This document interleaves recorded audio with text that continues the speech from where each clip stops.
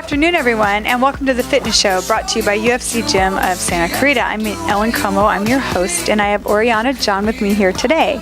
And you know, we're in the holiday season. Everywhere you look, the lights are out, the trees are up, or the menorahs. I don't know if it's close to Hanukkah or not, but we all celebrate it in our own way. But the holidays are the holidays. It's a time of great family, cheer, all these wonderful things, but it's also a time of stress, and we're busy and things come up. So on the show today, what we're going to talk about is when life throws everything at you, like you're getting it from all ends. What do you do, and how do you keep on your fitness routine and keep your nutrition in check? And I'm going to share a personal story just so we can kind of get the ball rolling here. On September 29th, I was rear-ended. I was stopped at a light for about 5 seconds. It could have been longer. There was traffic, and I got rear-ended. And there was no screeching. There was no brakes. I was the brake. And he hit me, and right when he hit me, I felt my neck just go forward and snap back. It was hard. And then my upper back got really, really tight. And the first thing I yelled out is, he hit me so hard. And then when I got out of my car, the first thing I said to him was, you hit me so hard. Oh. Well, not only did he hit me, but I had my foot on the brake like we normally do sitting at a red light. And with my foot on the brake, he actually pushed me into the car in front of me. He didn't hit me into the car, he pushed me. So it was a very, very hard hit. My car's a rock star. Unfortunately, my neck took the brunt of it. So, paramedics came. And when you're in an accident, and if anybody's ever been in an accident, that at that moment you're in shock and inflammation, and you really don't know what's wrong with you yet. So they said, do you want us to transport you? And all I kept thinking in the back of my mind, what if someone's having a heart attack? What if something, no, don't transport me, because there could be something like life-threatening where they're going to need you right now, and I don't even know what's wrong with me yet. I have to let all this inflammation kind of go away. I have to let everything sit in. You really never know after a trauma like that to your body what's really wrong with it. Mm-hmm. So I kind of let it sit for a few days. I went to the doctor, and then he looked at it, and I had a concussion. And I had whiplash, and everyone thinks whiplash. When you think of whiplash, you think of the guy, having the big collar that if they throw the pencil, he goes and, grabs it or something. But whiplash is no joke. There's nausea, there's dizziness, and there's short-term memory loss. I was losing memory at 48 hours. I could not remember what was remembered 48 hours before. And so that was really troubling to me. Now, what did I do? I did not train that day, but I went back to training the next day. But I couldn't work out with people, but I stood there and I taught every single class. It's what I do for a living, and I don't sit at a desk. I'm a teacher.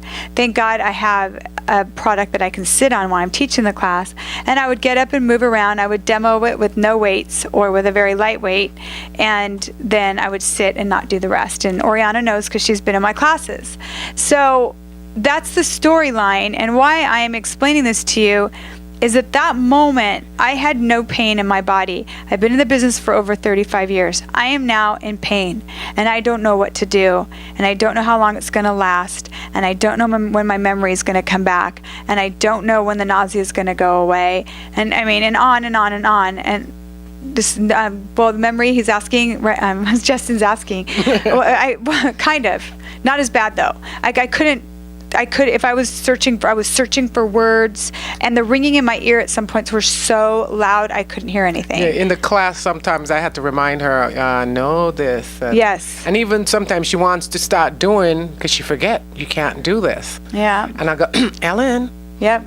Then I did. Thank God. I got to say, I'm blessed with the people that come to my classes and my members. Mm-hmm. They all kind of surrounded me at that moment, and they were very patient with when I would forget things, and they kind of got me through this. And why I am telling this whole story is obviously at that point, the last thing that is going to be on your mind is your workouts and your nutrition, correct? Right?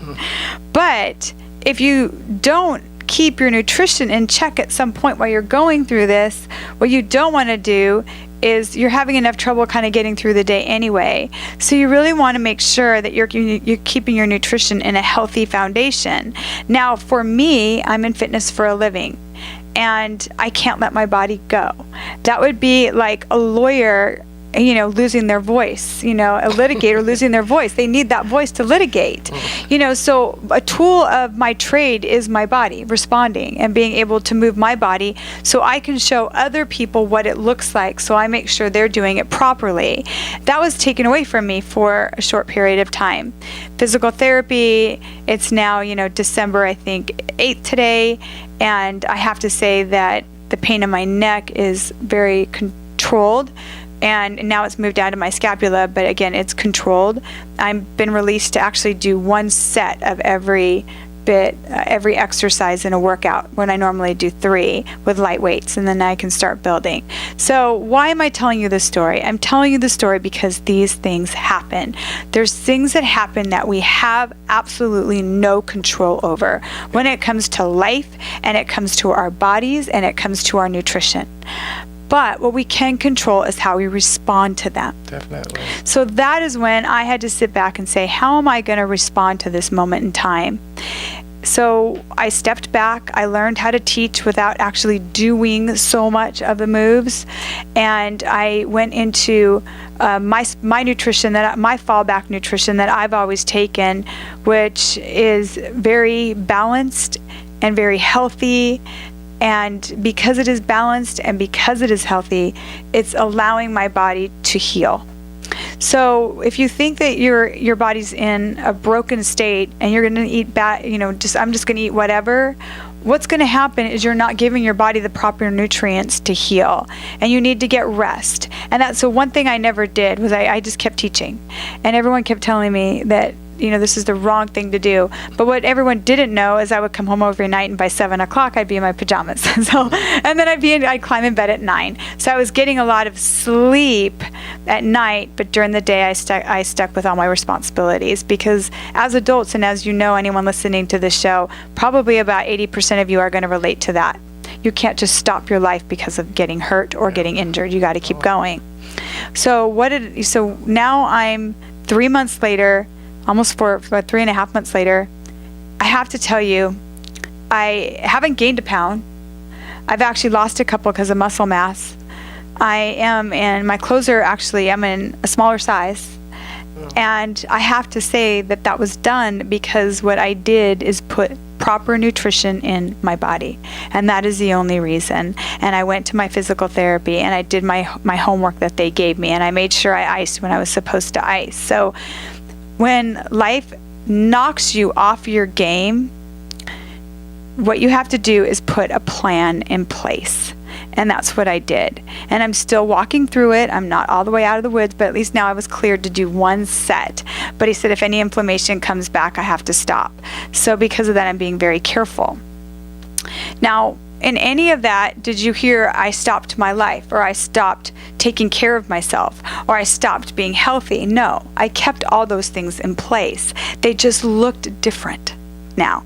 So going back to what I said, we can't control what happens to us. I have no control. I don't even know why he hit me.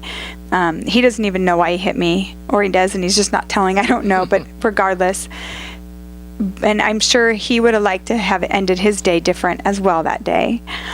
But that's what I had in front of me, and that's how I coped and handled it. And why I'm bringing that up is the holidays are really, really good at knocking you off your game. Oh, yeah. And they're good at knocking you off your game when it comes to exercise, nutrition, and even your emotional health as well. Family can be a big trigger. Friends can be a big trigger. There's all these different triggers that you have going on around you. And what you're trying to do is just stay focused and put one foot in front of the other.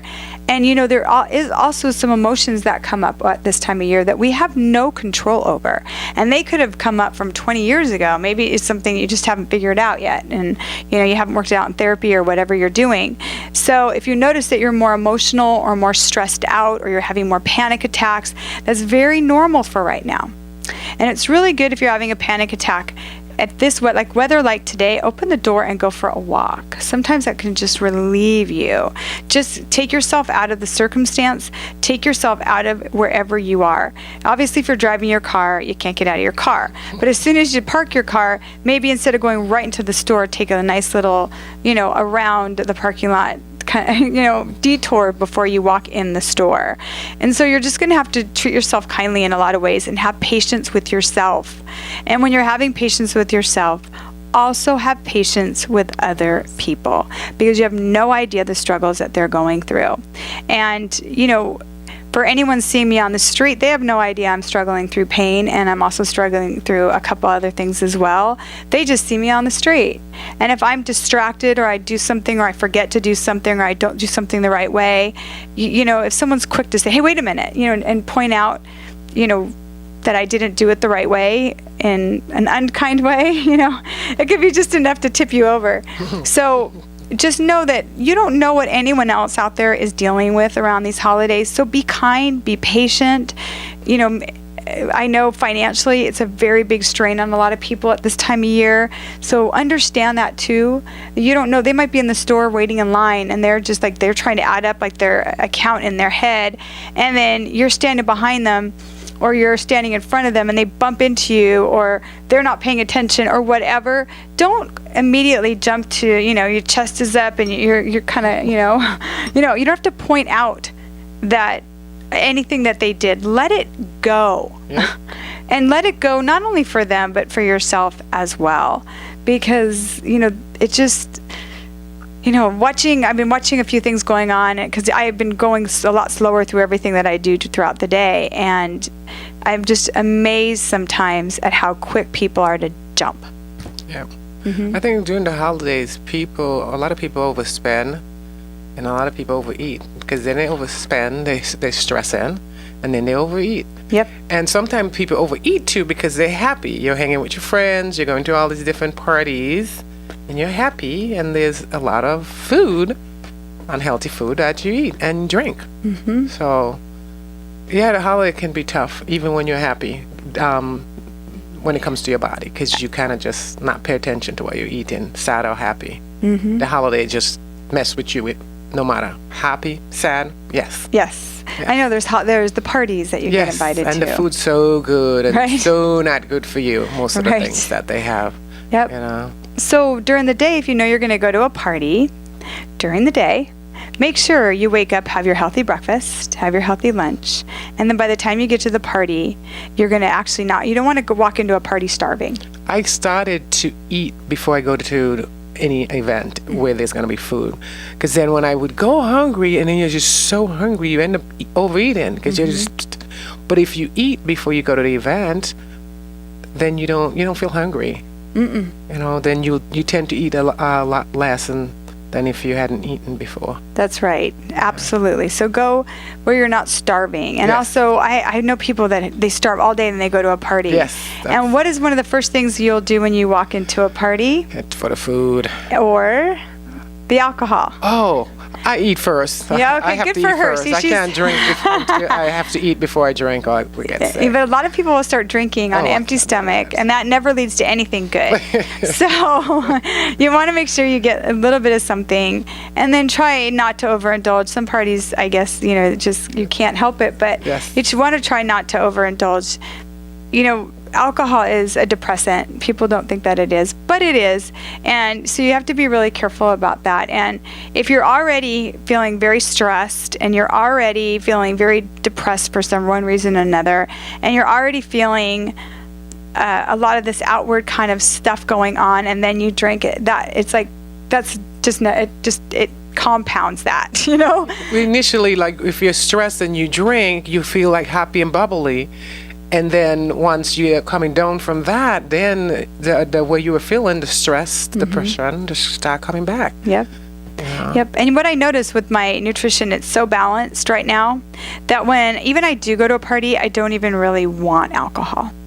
Because you're feeling so healthy, because you're putting all these healthy things in your body, that when you show up, it's almost like you love the way you're feeling, and you don't want that to change. You don't want to be altered. You love exactly how you feel. So It doesn't mean I might not have, if it's a dinner, I might not have like a pairing of a wine or something, but it's just something that you don't think about. But also alcohol, a lot of calories. Yes. When you're drinking alcohol, you're going to tend to eat more. And also your workouts are going to suffer, and you're also going to be dehydrated. Yep. So those are all the reasons why, indulge a little bit, but just don't go crazy, because there's nothing good that's going to come out of it. And so if you're going to go to a party, the best way to keep your foundation on check is to eat healthy throughout the day until the party. Yes. And let's say it's a lunch party. Same thing, have a healthy breakfast, go enjoy, and if you're going to indulge at that party, and this is what I like to do when I go to parties, and I always pass this on to my clients. When I go to a party, instead of having a lot of food, what I do is I like to graze and try everything that they have. If it's like a buffet and they have food all over, I have one of this, I have one of these, I'll grab and I really enjoy the flavors of everything. So that's what I like to do. Do you put it all, like get a plate and put a little of each? Because I try to do that. Mm-hmm. Just put a little of what I want to try. Yes. And if I like something, I go back and have more. You have more. Sometimes I overdo it too. Exactly. Which I shouldn't, but I'm human. I shouldn't say that, but I do overdo it sometimes. But then the next day, I'm like, oh my goodness, I have to work harder because I was a little bad the night before. Yeah, don't wake up the next day and go, okay, I'm off that. I should just keep going through the holidays, get right back on track. Because if it's only one bad night, it's not going to really take you off track too much. It's when that one bad night turns into 2 bad days, or 3 bad days, or 4 bad days. We tend to do that. Like, well, I already ate bad yesterday, so I just keep doing it. Right. Keep doing it. And I've done that, and I say, I'm not going to do that. And then I fall into it again.